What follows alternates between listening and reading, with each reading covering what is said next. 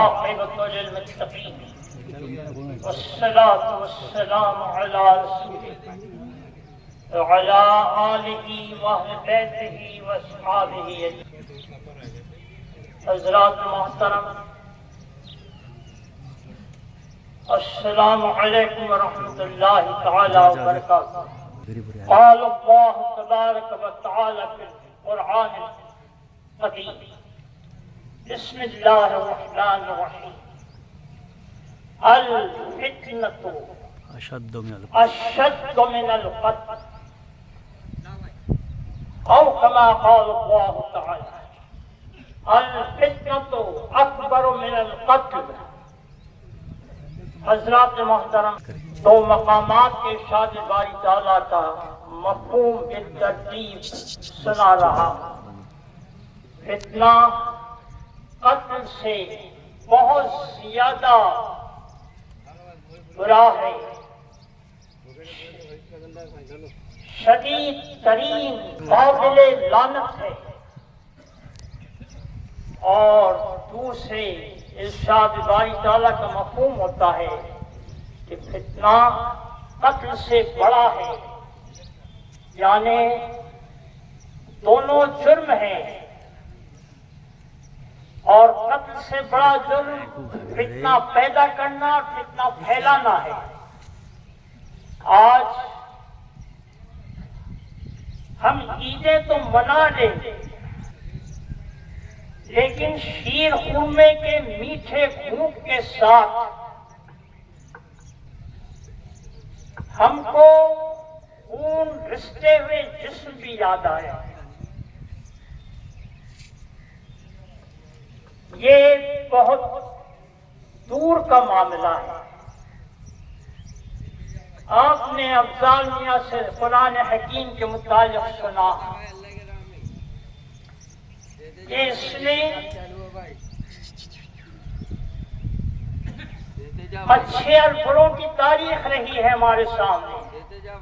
اللہ نے جہاں امور یہ کام کرو، نواہی یہ کام مت کرو، ایمانیات متشابہات یہ بیان کیا، اس میں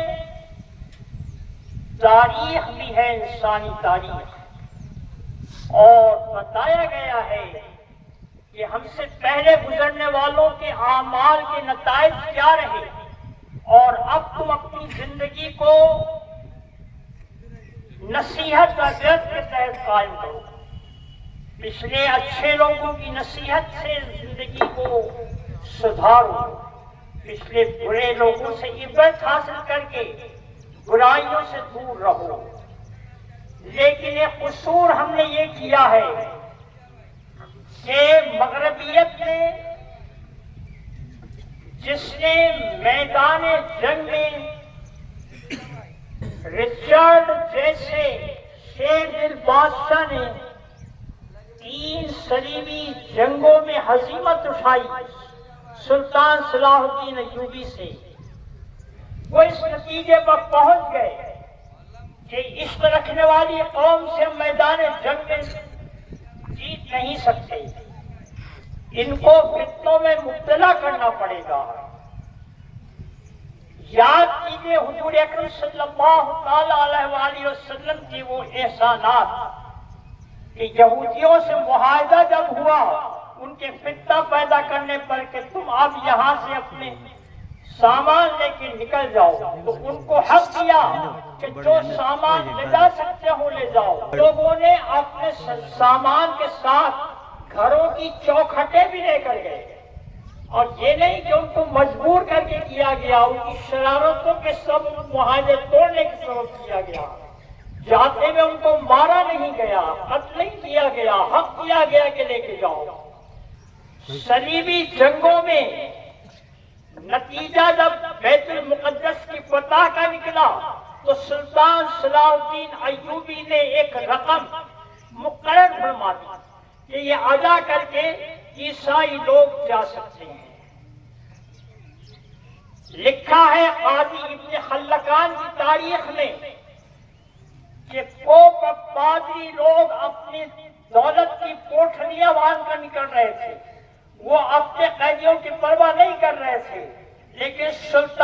بھائی اپنے جیب سے جب تک پیسے ختم نہیں ہوئے وہ ان مجبور عیسائیوں کے واسطے پیسے دیتا رہا اور آزاد کرواتا رہا۔ یہ مسلمان کے اخلاق ہے۔ جس اسلام کو دہشت گردی کا مذہب مشروع کیا جاتا ہے، جس قرآن کو دہشت والی کتاب بتایا جاتا ہے، ارے میاں میں اس عید کے ممبر سے ہمارے راشٹرپتا موہن داس کرم چند گاندھی کے لیے دعا کرتا ہوں کہ اللہ رحم کا کوئی گوشہ نکالے، جنہوں نے 1937 کے ہریجن اخبار میں، مجھے مہینہ اور دن نہیں معلوم، جب انڈیا کی اپنی نگرانی میں قائم کر کے آزادی دینے کا ارادہ کر کے جانے والے تھے، انہوں نے اپنی منسٹریز کے حلقوں کے لیے گاندھی جی نے ایک فرمان جاری کیا، لکھا کہ میں نے تاریخ پڑھی اور تاریخ اسلام بھی پڑھی، میں نے دنیا کے تمام حکمرانوں میں ابو بکر صدیق اور عمر فاروق رضی اللہ تعالیٰ عنہ کی حکومت اور ان کے زمانے کو جیسا پایا کسی زمانے کو نہیں پایا۔ میں منسٹر سے درخواست کروں گا کہ وہ ان کی زندگیوں کو دیکھ کر ان کے جو طریقہ کار رہے ان کو اپنے اپنے حلقہ حکومت میں نافذ کرے۔ آج ہمارے یہاں نصاب میں نے کتاب میں پڑھایا ہے تاریخ میں کہ جمہوریت کی ابتدا کو یورپ میں بتایا گیا ہے۔ زمانہ وسطی میں جن لوگوں نے 200 برس تک چھاتی پر مونگ ڈالا ان کو صحرا دیا جاتا ہے جمہوریت کے پیدا کرنے والے کا، جبکہ راشٹرپتا نے جمہوریت کا صحرا جو دیا ہے وہ اسلام کے حکمرانوں کو دیا ہے۔ میں یاد کرنا چاہ رہا ہوں کہ وہ اسلام جس کو دہشت گردی کا مذہب کہا جاتا ہے، ان کی حکومتوں میں لوگ بہت پرامن رہے اور آج سویلائزڈ ایج ہے۔ آج امریکہ سپر پاور کو مثال دیا جاتا ہے۔ ہم نے زیادہ زمانہ نہیں گزرا ہے، جس وقت صدام حسین کو پھانسی دی گئی تھی تو امریکہ کے مزاج کو دیکھ کر حکومتوں نے غم منانے نہیں دیا، جبکہ وہاں کے جو فوج کے جنرلز ہیں وہ آج بیان دے رہے ہیں کہ صدام پر جھوٹا الزام لگایا گیا تھا جوہری طاقت کا اور جھوٹے الزام سے اس کو ختم کیا گیا۔ آج وہ خود اعتراف کر رہے ہیں۔ بتاؤ کون قابل سزا ہے؟ وہ لوگ جو جھوٹی تاریخ بنا کر لوگوں پر ظلم کیا کرتے ہیں۔ میاں برے ہوتے ہیں، مجھ کو تو گلہ ہم اپنی قوم سے ہے کہ انہوں نے تاریخ کو بھلا دیا۔ میں تاریخ کا ایک گوشہ یاد دلاؤں یہ فتنے کے تحت جو پھیلا ہے، اور میں یاد دلا رہا ہوں ایک تاریخ اور گواہ برطانیہ کا سب سے بڑا جاسوس تھامس ایڈورڈ لارنس، جو لارنس آف عربیہ کہلایا ہے۔ سمجھے آپ، یہ عربیہ کا جوڑ برطانیہ کے آدمی کے ساتھ میں کیسا مل گیا؟ اس کو جاسوس بنایا گیا کہ وہ ترک، عرب، مڈل ایسٹ جو کچھ ہے وہاں جا کر مسلمانوں میں پھوٹ ڈالے۔ وہ اعتراف کرتا ہے ایک مقام پر کہ جب میں پہلی مرتبہ ترک میں اترا ہوں تو شیخ آفندی کے اخلاق نے مجھ کو اس قدر متاثر کیا کہ میں سوچنے لگا کہ ہماری حکومت کیسے لوگوں سے ہم کو برائی کرنے لگا رہی ہے، لیکن تھوڑی دیر میں میں نے اپنے خیال کو جھٹک دیا کہ مجھ کو اپنی حکومت کا وفادار رہنا چاہیے، اور اس نے ہاتھ ڈالا نجد کے ایک شخص محمد بن عبد الوہاب پر، جس کو جماعت اسلامی کے بگنز، کئی دیوبند کے بگنز رحمت اللہ علیہ کے ساتھ یاد کرتے ہیں۔ یہ وہ محمد بن عبد الوہاب ہے جو ہیمفیرے کے دھوکے میں آ کر اس کی رہبری میں اس نے متعدد قبول کر لیا، جو ہمارے یہاں اہل تشیع میں ہوا کرتا ہے، وقتی طور پر کسی عورت سے معاہدہ کر کے مہر مقرر کر کے کیف حاصل کرنا اور پھر رخصت کر دینا۔ فارسی نام سبزیاں رکھ کر ایک انگریز داشتہ اس کو فراہم کی گئی. داشتہ آپ نہیں سمجھے ہوں گے، عام لوگ راڈ بولا کرتے ہیں، سمجھے آپ؟ اور وہ اندر اور ہم تھے باہر. پوری کوشش مسلمانوں میں اختلاف کی کرتا رہا اور آخر کو نتیجے میں نجد میں جو حکومت قائم ہوئی، بادشاہ قائم ہوئی، وہ اسی ہیمفرے کا بیجا روپن تھا. میں آپ کو ہندوستان کی ان شخصیتوں کی یاد دلاؤں، محمد علی جوہر، سید سلیمان ندوی، یہ بڑے بڑے بزرگ جو تھے، انہوں نے وہاں کے مجاہدین کے، اولیاء اللہ کے قطبوں کو مسمار کرنے پر اعتراض کیا. سید سلیمان ندوی کی تقریر زبردست رہی اور محمد علی جوہر اس معاملے میں بہت جذباتی رہے، اس لیے کہ انہوں نے دیکھا کہ یہ شخص عبدالعزیز نے کہا تھا کہ ہم حکومت تمام عالم اسلام کو جوڑ کر مشورے سے کریں گے، اور بادشاہت کا اعلان کر دیا.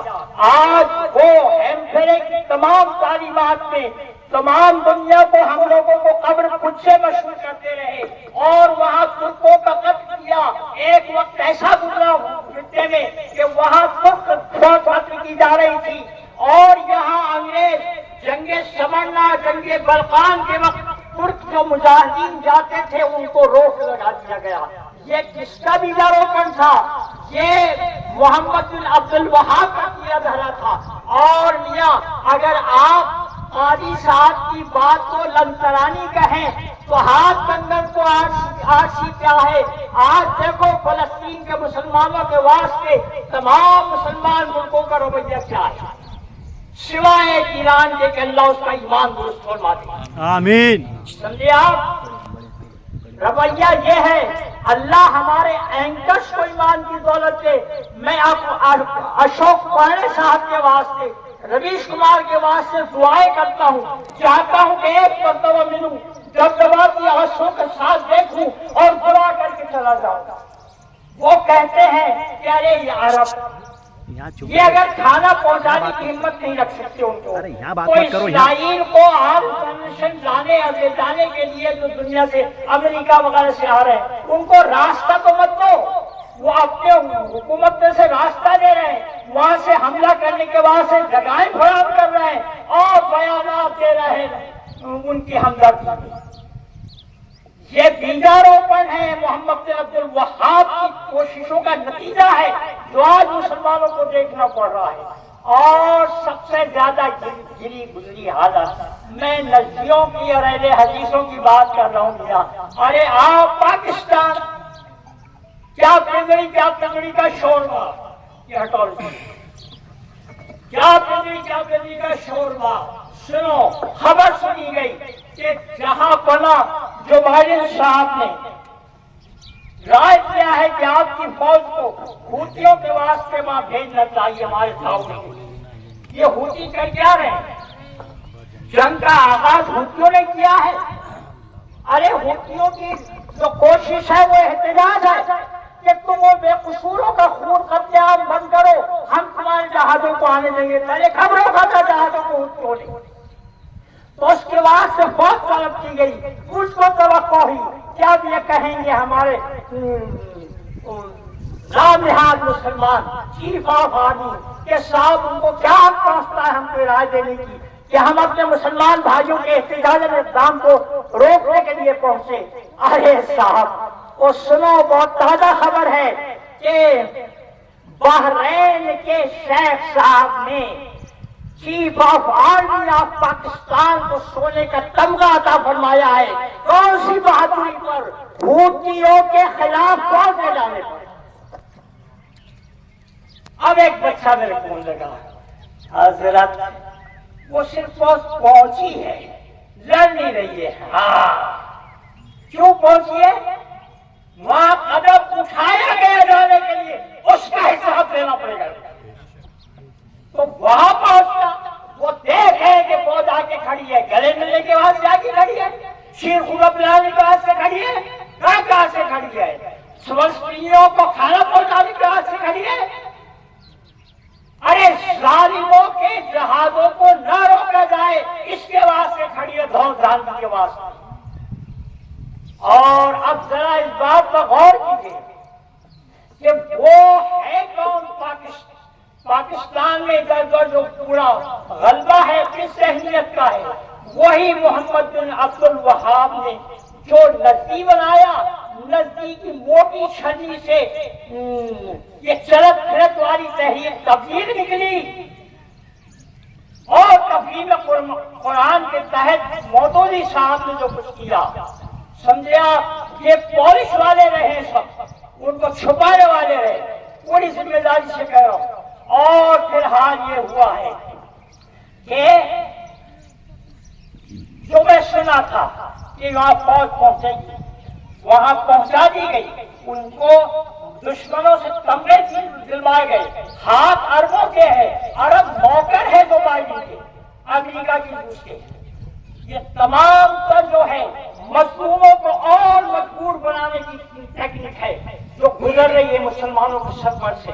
اب میں اس معاملے میں ہمارے درمیان کے لوگوں کو کہوں کہ یہ ہمارے درمیان جو نماز روزے کے بہانے ریاض صاحب کا ایک خط ہے کہ میرے اپنے کسی دوست کو لکھا ہے کہ اس کو نمازی بنانے کی تحریک میں سمجھنا یہ کچھ اور ہی ہے، سمجھے آپ، یہ دراصل خلافت کی تحریک جو تمام دنیا اسلام کو متحد کرنے کے لیے تھی، ان کو توڑنے کے بعد یہ تمام تحریکیں پیدا کی، اس لیے کہ وہ ایک تحریک ایسی تھی جس کے تحت مسلمان متحد ہوتے اور ظالموں کو کچھ نہ کچھ خیال ہوتا کہ کیسے بڑھے، اور کوئی یہ نہ سمجھے کہ یہ خلافت تحریک جو یقیناً مسلمانوں کی ملی تحریک تھی۔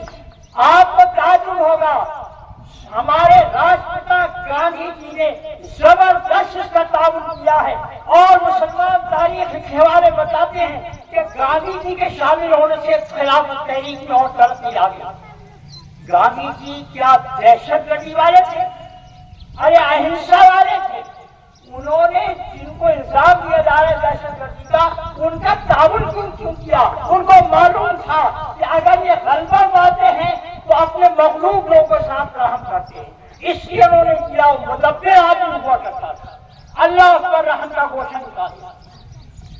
تو میں عرض کروں کہ ایک وہ تھا میرا کہ گلی گلی کوچوں سے آوازیں بلند ہوتی تھی، بولی اماں محمد علی کی جان بیٹا خلافت میں دے دو، بوڑھی اماں کا کچھ غم نہ کرنا، کلمہ پڑھ کر شہادت کا مرنا۔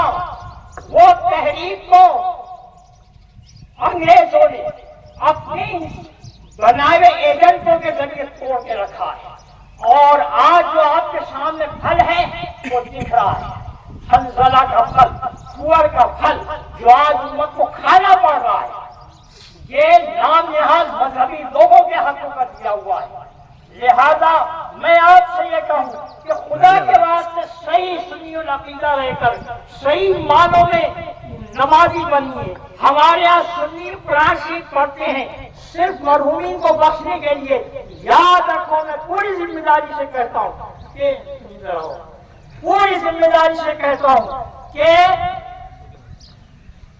خدا ایک لمحے میں، وہ مختار کل ہے، ایک لمحے میں ہماری یہ کوششوں کو کہیں رد نہ فرما دے کہ تم نے مقصد نزول قرآن پاک کو بہت کیا ہے۔ تمہارا مانا کہ قرآن حکیم میں سب سوچی گلی چیزیں ہیں، اس سے تمہارے ملکوں کو فائدہ پہنچ سکتا ہے، مگر تم نے مقصد کو بہت کیوں کیا؟ کیا جواب دیں گے ہم؟ تو سنی العقیدہ لوگوں کا کام ہے کہ وہ صحیح معنوں میں صحیح العقیدہ علماء کے ترجمے کو پڑھ کر اپنی زندگی میں کیا ریاست، کیا طلا اور کیا نکاح، ہر ایک کو ایک پھوک پھوک کا قدم رکھ کر سیکھ کر اپنی زندگی کو گزاری، اور جسم و جان کی کوئی پرواہ نہیں۔ اسلام اخلاق اسلام کو اس لیے کہ وہ انسانوں کا مذہب ہے۔ سب سے پہلا انسان جو منو آیا ہے آدم علیہ السلام، اس کا مذہب اسلام تھا۔ ایک یہودی نے یہ بات بتایا ہے کہ آج اسلام جو ہے پورے گلوب پر ہونا چاہیے۔ کئی یہودی اسلام قبول کر رہے ہیں۔ بتائیے فلسطین کے واسطے وہ وہاں کا ایک فوج کا ذمہ دار اپنے آپ کو جلا کیسے دیا؟ اس نے وہ جانتا تھا کہ یہ ان پر ظلم ہو رہا ہے۔